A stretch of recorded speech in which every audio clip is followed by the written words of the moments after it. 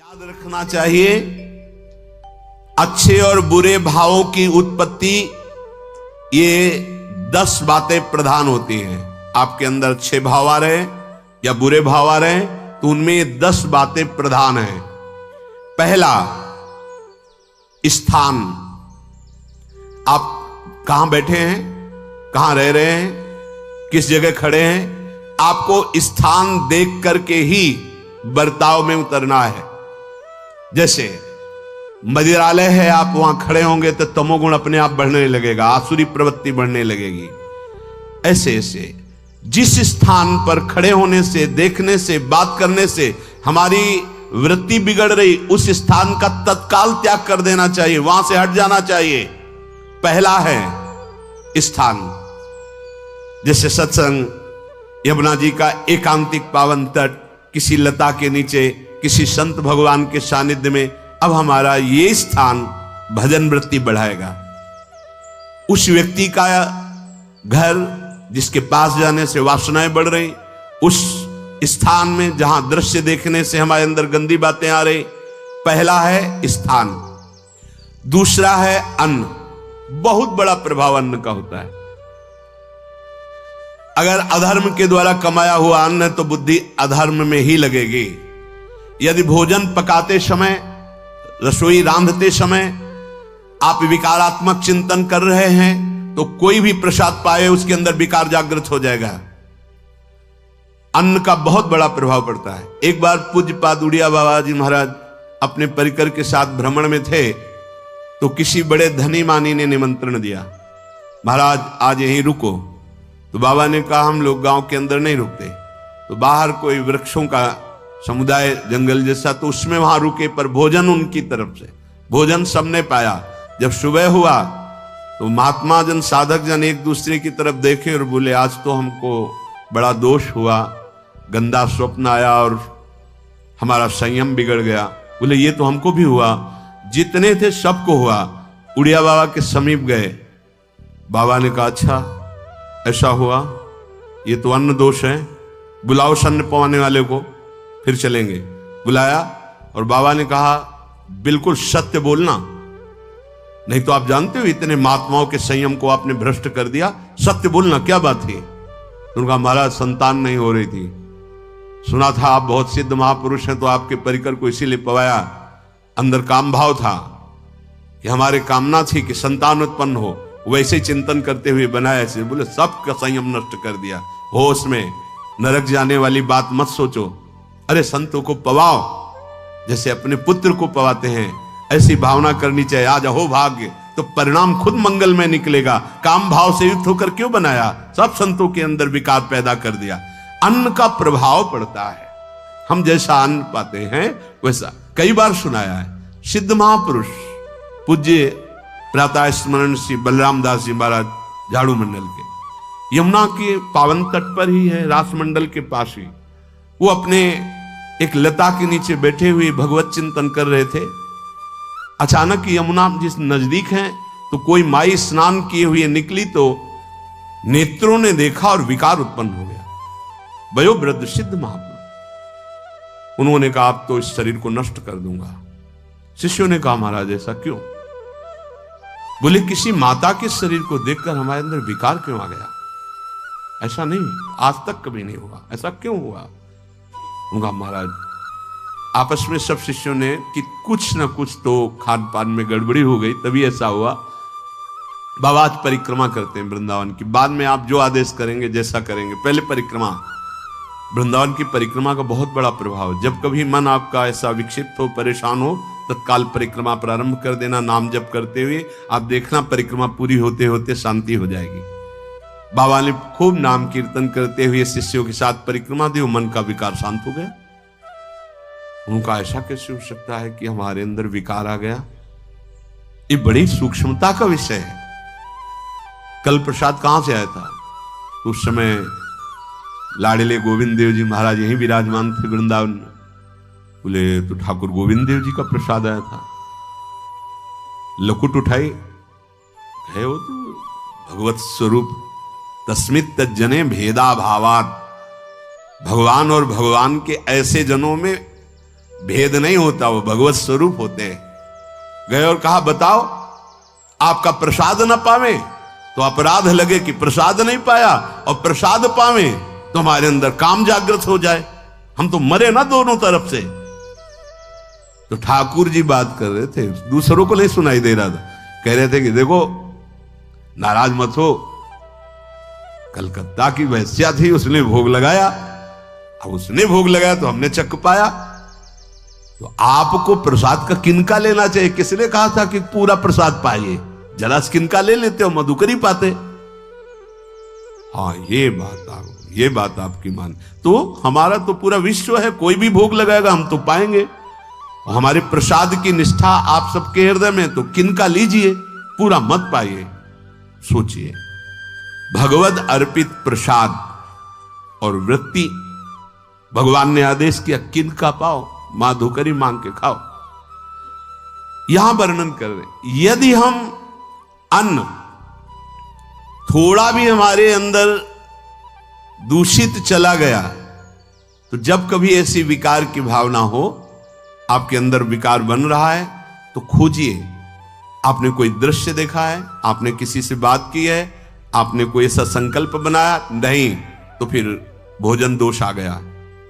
अब आज उपवास कर दो, जब तक वो वृत्ति न नष्ट हो तब तक कुछ मत पाना, जल से काम चलाना, तो एक दिन एक पहर अपने आप शांत हो जाएगा।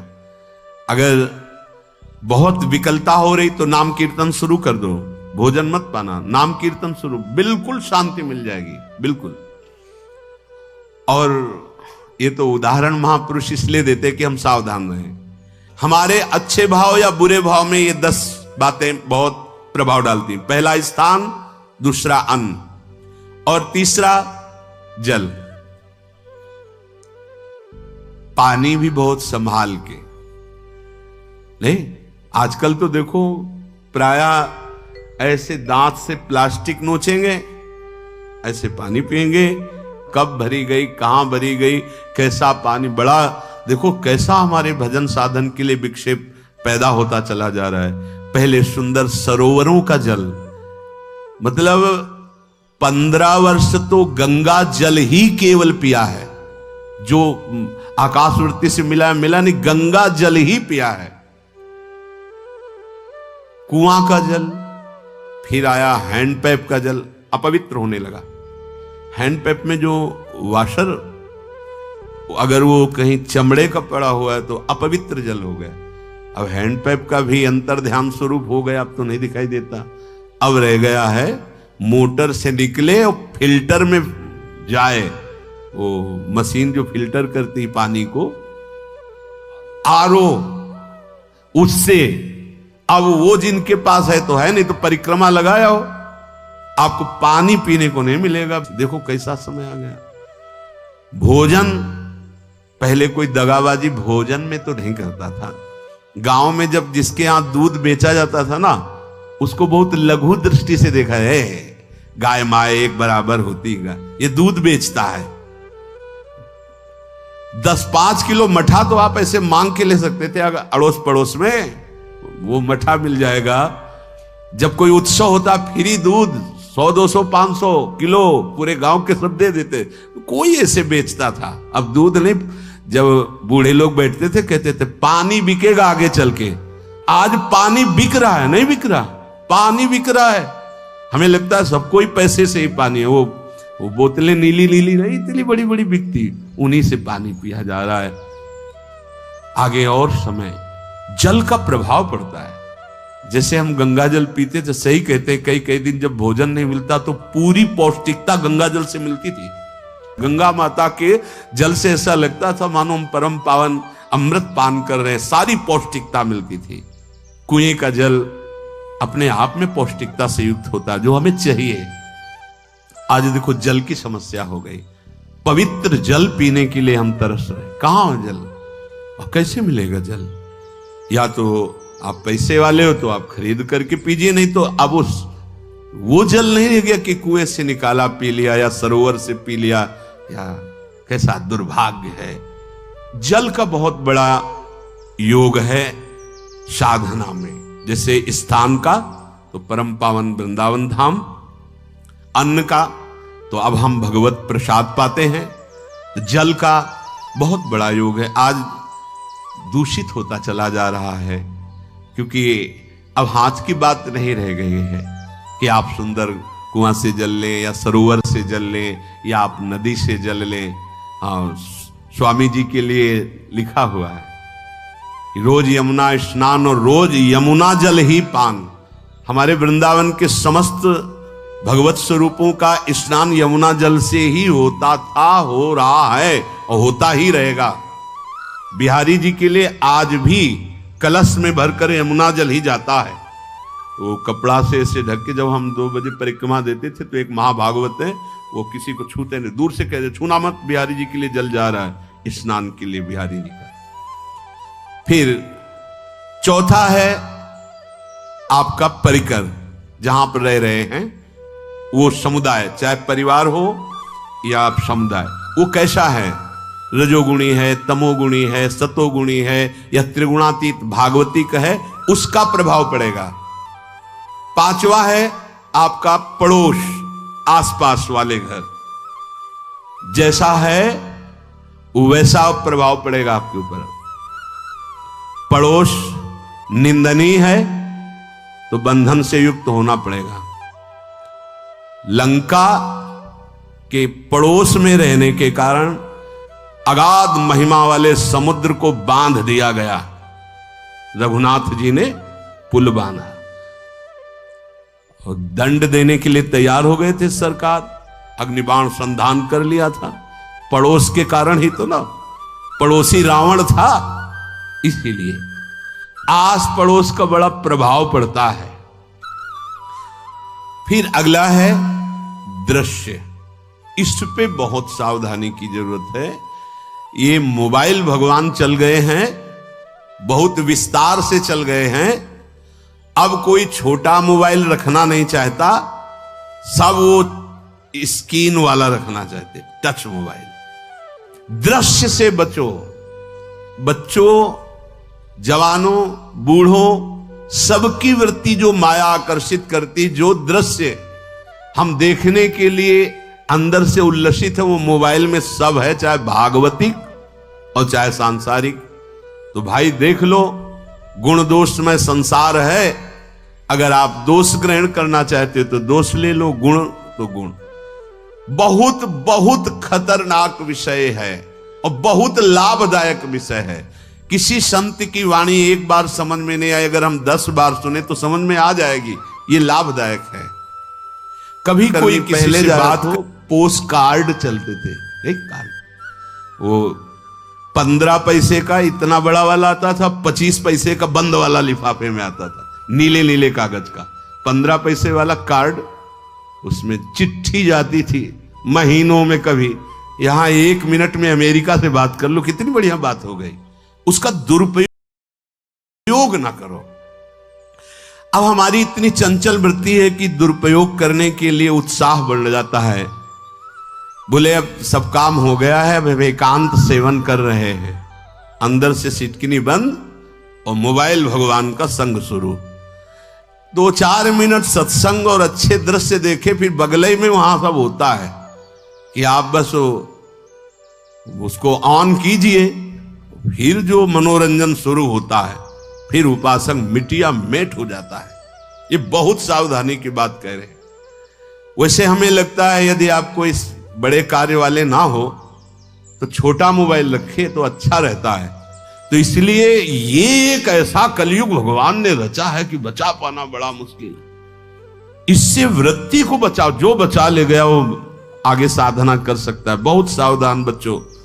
हमें लगता है यदि आपका मन चंचल हो, आपके शासन में ना हो, तो स्क्रीन वाला मोबाइल अपने माता पिता को दे देना चाहिए। और हम कहते हैं रखो, छोटा वाला रखो, कभी कोई आपत्ति विपत्ति या सूचना देनी हो, बढ़िया काम करता है। जरूरी नहीं है इतना बड़ा लेके चलना।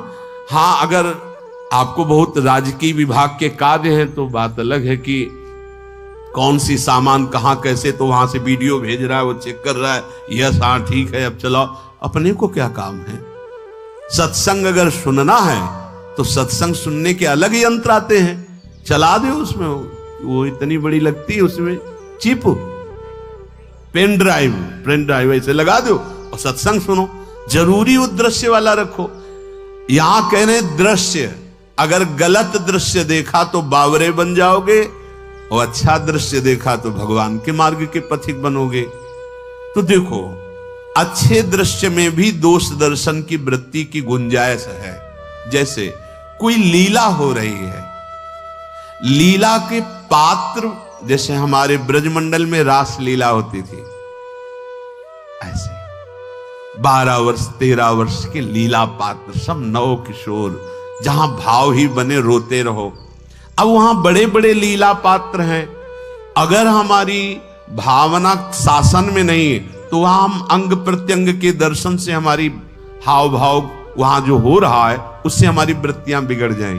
जब छोटे छोटे लाडली लाल परस्पर खेलते हैं तो केवल आशीर्वाद देने को, रोने का मन होता है। अगर आप लीला भी देख रहे हैं तो बहुत सावधानी की जरूरत है, क्योंकि वो चिदानंद शरीर नहीं है, पांच भौतिक शरीरों, हमारी दृष्टि पंचभूत में लगी हुई है। नाम जप करो, लीला गायन करो, फिर देखो जो लीला है, यही जीवन का परम सुख मिलेगा। सच्ची मान लीजिए। बस हम बार बार ये कहते हैं, मोबाइल का सदुपयोग कीजिए, दुरुपयोग नहीं। मोबाइल बुरा नहीं, उसका प्रयोग बुरा है। दृश्य और साहित्य, वैसे ही मनोवृत्तियां फिसलने वाली हैं, और जब ये आ गया कि फिसलाने में कितना लाभ है तो हानि, ऐसा कोई साहित्य और आलोचना, ऐसी कोई वार्ता न करे जिससे हमारे अंदर गंदे भाव आवे।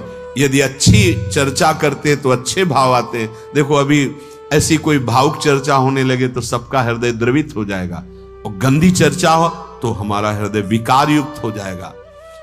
और कार्य, आप जो कार्य करते हैं उसका प्रभाव आपके मन के ऊपर पड़ता है।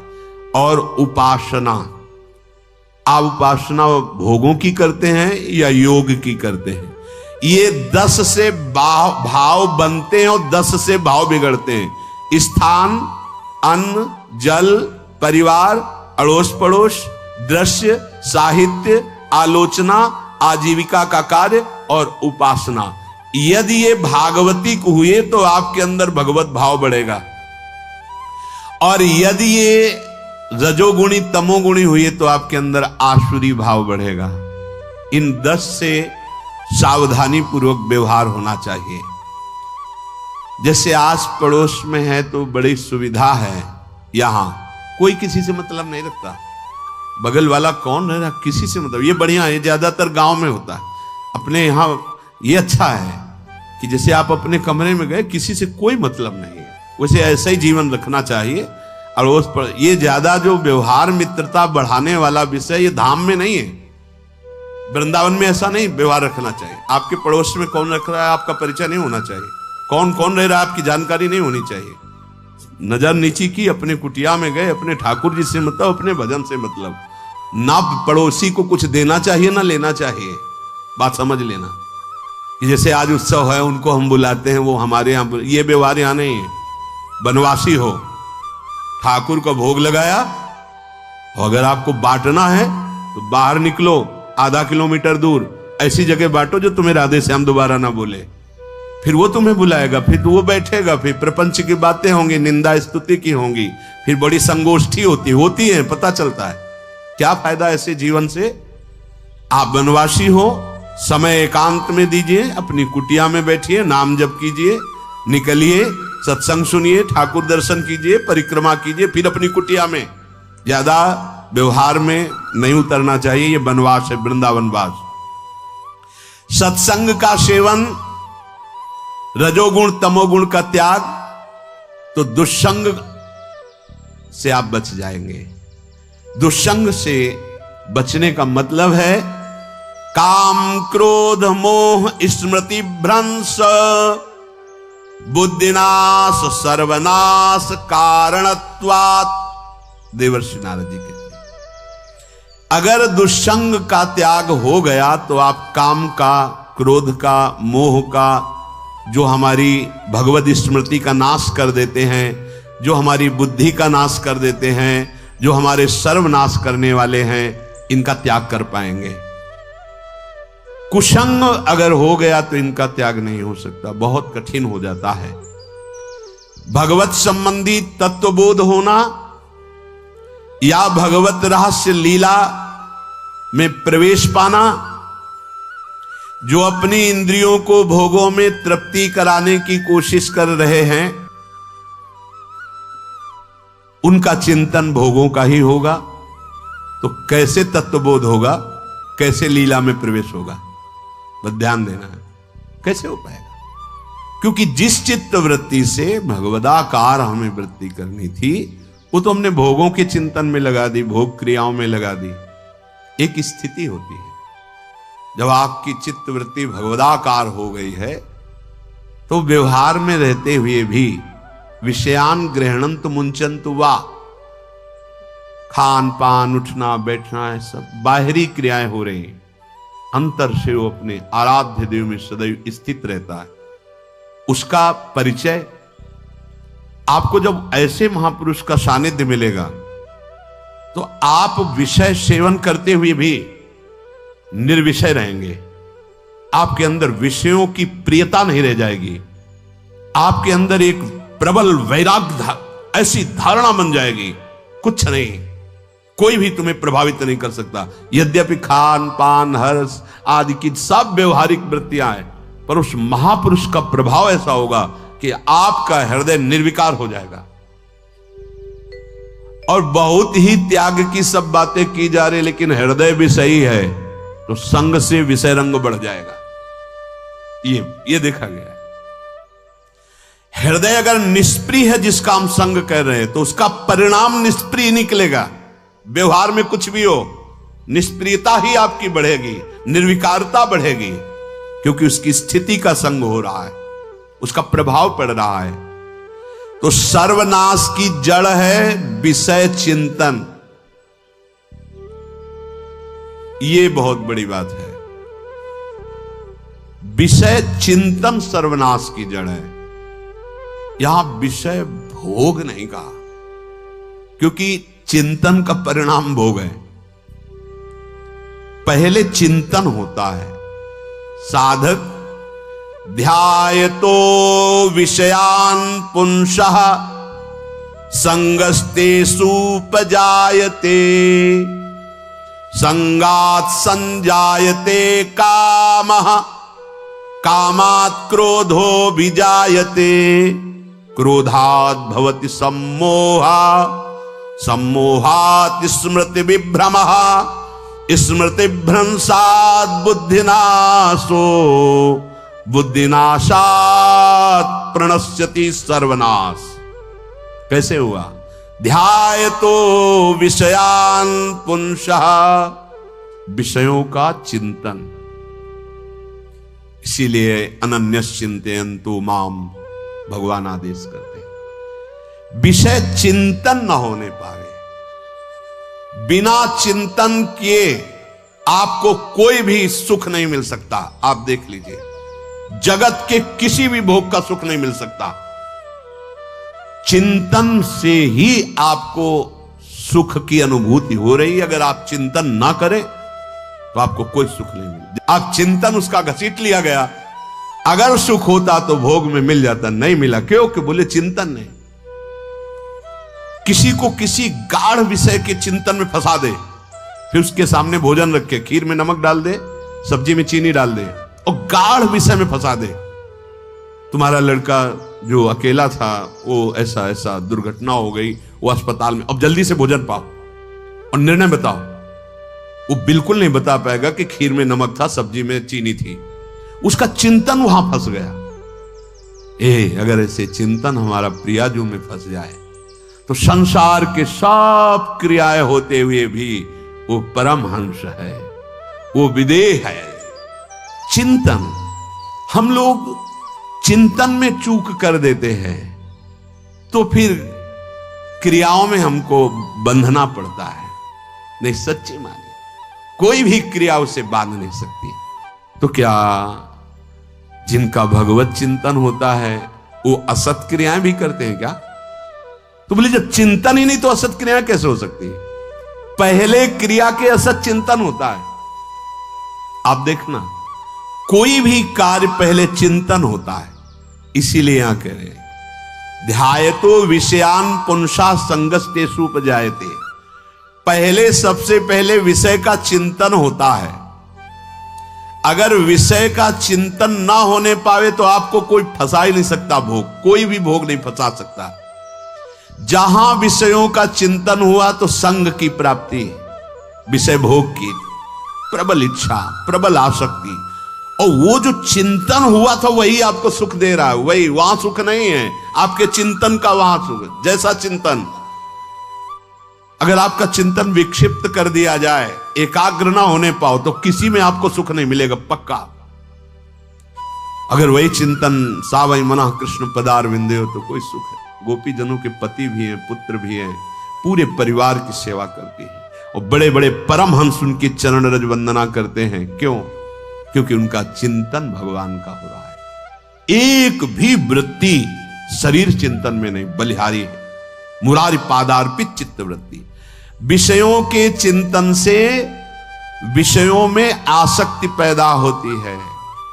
आसक्ति से विषय कामना की प्रबलता और क्रिया होती है, और क्रिया में बाधा पड़ने से क्रोध पैदा होता है। क्रोध से मूढ़ता छाती है, मूढ़ता से स्मृति भ्रमित हो जाती है, स्मृति भ्रंश से बुद्धिनाश होता है, और बुद्धिनाश ही सर्वनाश।